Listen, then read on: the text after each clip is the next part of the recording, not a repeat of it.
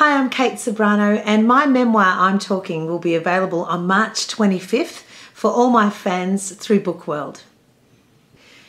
Since writing the book and rereading it, I consider one of my favourite anecdotes to be the one regarding Michael Hutchence, because it's the one that seems to get the most interest from my friends. It talks about the story of us both winning the Best Female and Best Male at the Countdown Awards, and the following morning me waking up to find him sleeping on the veranda outside the hotel room that I was staying at in Bondi. Now, the part of the anecdote that I love the most, and it tells so much about the kind of person I was then, very shy, very unsure of myself. I was in a panic and I woke my mum and said, "You've got to come and see, I've got Michael Hutchence on the veranda asleep." To which she then came and quickly came into my room, saw him sleeping there, and we both said to each other, "What are we going to do?" Anyway, we went out to breakfast and my mother chaperoned me. I first met Michael Hutchence at one of the awards nights that Countdown had held, because we were both up for an award.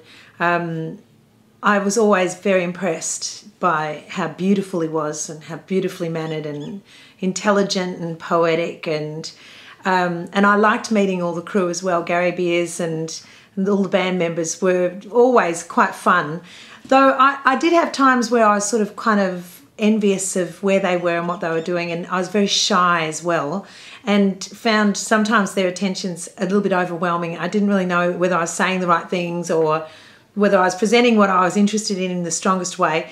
But it all came to a head, and it was the best possible thing for us to do, was to tour together. And when Australian Made went on tour, that's when In Excess and I really became very best friends. I loved them all dearly, and especially Michael was very, very sad when he left us. And till to this day, I can hardly really imagine Australian rock and roll without him.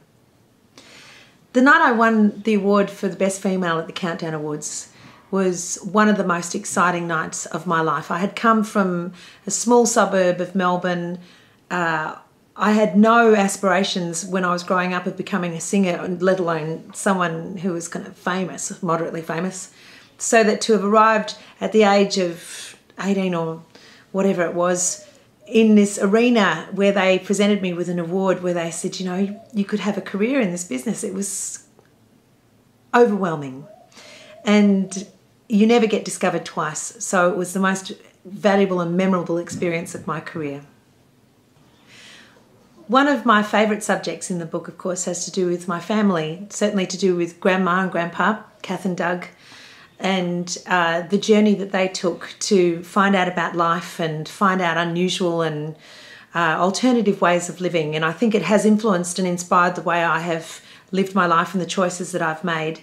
So I think you'll find it very interesting reading about them. They certainly aren't people that you'd meet on every corner street. they're not like common folk, but they're wonderful, and I hope I've written them well enough for you to take interest in them as well.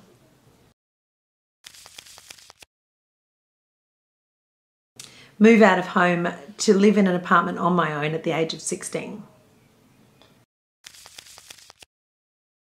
I'm surrounded by my family.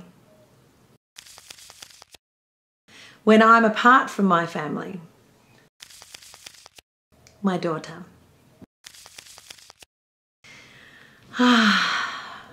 Too many things.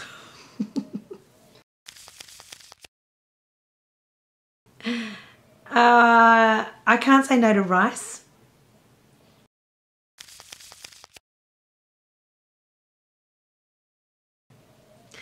Was you should make a movie about ballroom dancing with a guy named Baz. The day that Michael Hutchence was on the veranda outside my hotel room asleep. Had taken him in and put him into my bed and given him a cup of tea.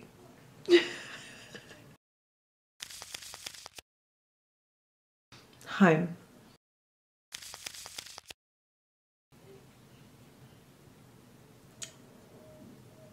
I'm scared of not being around to see my daughter get married. My daughter all the things that she is becoming as a person, I'm very proud of. Rice.